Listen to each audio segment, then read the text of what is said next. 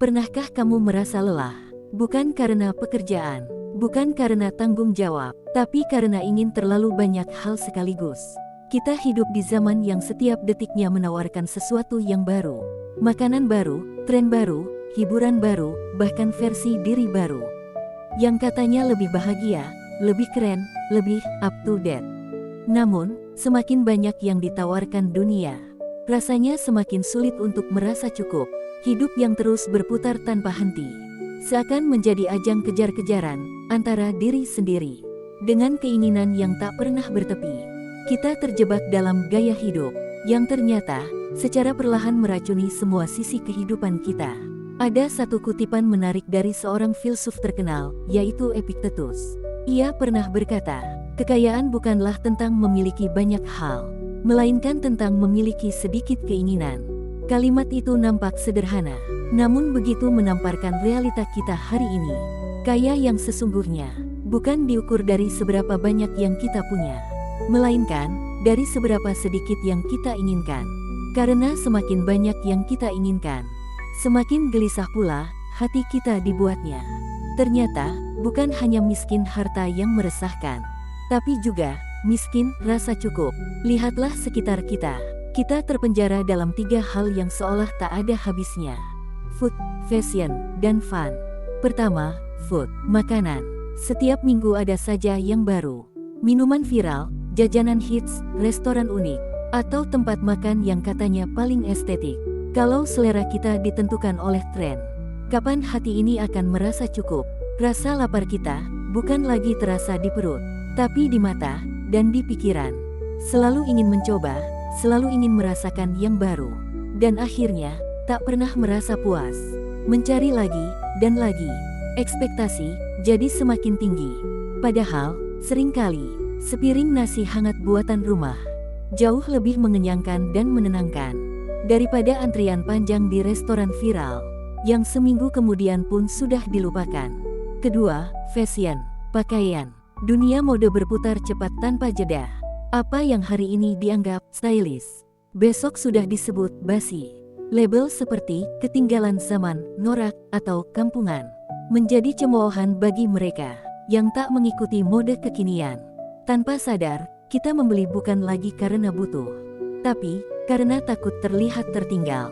Padahal, yang paling mahal dari pakaian bukanlah mereknya, melainkan ketenangan hati orang yang memakainya.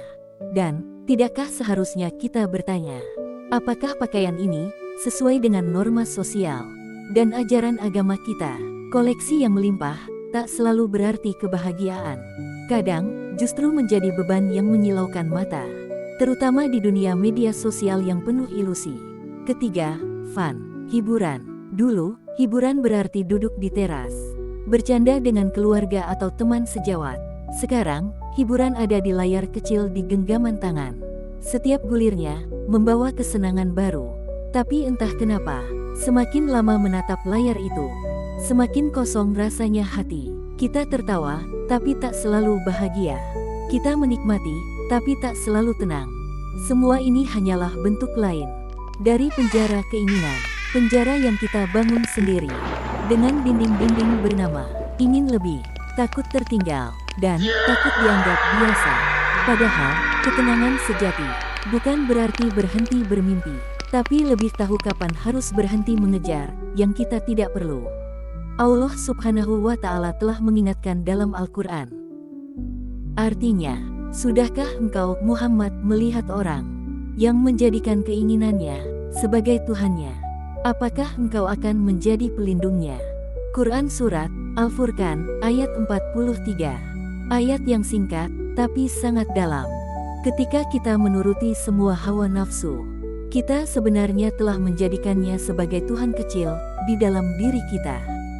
Karena hanya Tuhan yang seharusnya selalu ditaati dan diikuti. Dan saat hawa nafsu mengambil posisi itu, maka kita akan terus berlari, mengejar keinginan yang tak pernah berhenti. Kecuali ketika napas ini berhenti.